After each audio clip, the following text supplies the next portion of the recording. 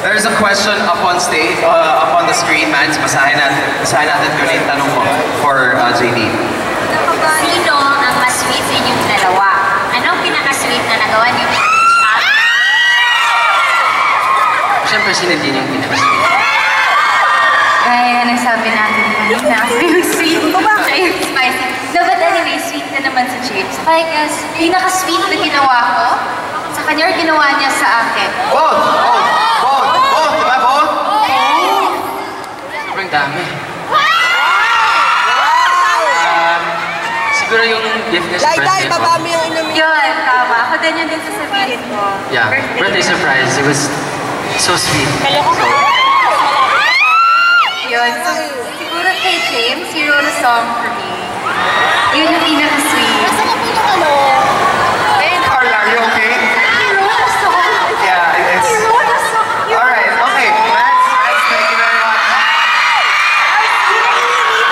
James, kasi nasa hot seat na sila. O, diba? Okay na lang, James. Question number 1 pa lang yan. It's question number 2. Okay, Kim, your question. How's a day in the life of Team Real Life? Kamusta ang katrabaho si Naveen? How about James? Yeah! A day in the life of Team Real. How are you guys with each other? Working with each other? Well, Being with each other? We're like best friends. So, it makes work. Parang it doesn't feel like work. So, especially with you guys here. It doesn't feel like work. So they're best friends, and it never feels like work. Nico, iiyak na ako. No, and I think also the great question there is, what's a day in the life like? Like pag-ising, like kagad, sino una, sino good morning? Yes! Sino nag-text ng good morning? Like Jim. Actually today, Miss Vivian nag-text. Di kayo nagko-call ng good morning? Text lang?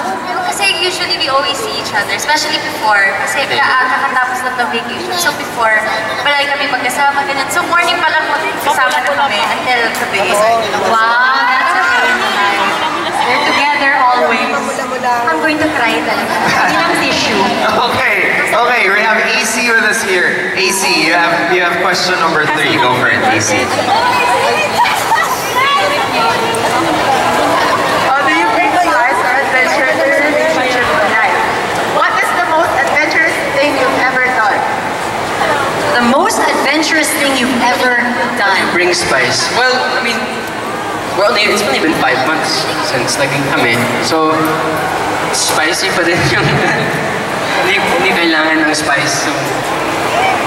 Well, for me, kasi we're always traveling now. Tapos next week, aalas na naman kami. So, para sa akin, yun talaga yung pinaka-masaya, tsaka pinaka-adventurous. Kasi dami naming napupuntahang mga lugar. So, when you travel together, do you have those moments na, aside from what you have to do, aside from the itinerary, lumalabas kayo na kayong dalawa lang? Meron. Can you share with us one of those moments or one of the adventurous things you did na kayong dalawa lang? Well, pinaka-gusto ko was yung latest namin. It was in New York.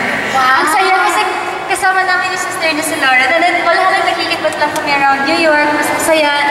Kita na, nagmakit kami ng Rockefeller Center, top of the rock. Kita namin yung buong New York. Ang ganda-ganda. So, ang dami po namin nagawa. Oh, si Nico, they travel pa together. That's key. So if JD is your relationship thing, that's what you should keep in mind. Travel together, you appreciate little things. So what similarities do you have that makes you guys the perfect couple? And what are your opposite traits? So kanina diba sinabi si sweet, James is spicy. What else? What are the other traits na iba pero bagay?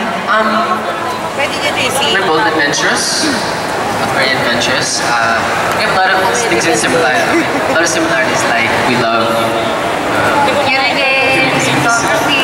photography, videography.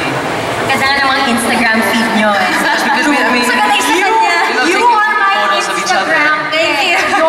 And you with the 3 pictures na nagiging isang malaking picture. Ano ba na funny, guys? But seriously, the effort and the time that it takes. So you guys, your similarities, you both love to travel, you love adventure, you both love photography. Now what are the, the more different different traits, but feel mo na hinahanap mo sa isa't isa. Diba? Oh, so how do you make that work? If morning person, noted, sige nga. So kung may morning person and may night person, kita kayo sa afternoon. No. I get it si James. Diesel yan eh. Nag-iinit muna. Like, it takes a while to warm up. So, alternatean sila ng lambing. Sa umaga, si Nadine ang lalambing. Morning person siya. Sa gabi, bawi si James. Para all day, may love at lambing. I'm really upset at my life. Really upset at my life. Okay, thank you very much, Darlene. Si Dindy, James, you have question number 5 or 5th question for the set. This is our last one for right now. Dindy, ano yung tanong mo para sa kanila? How do you settle things pag may tampuhan kayo? Sino mas nauna magtampuhan? Yan, dito tayo magkakaalaman. Okay, may tampuhan kayo. Nadine said, oh no, why? May tampuhan kayo, hindi may iwasan. Carla, di may iwasan. Lahat ng tao may tampuhan, pero sino unang naglalambing?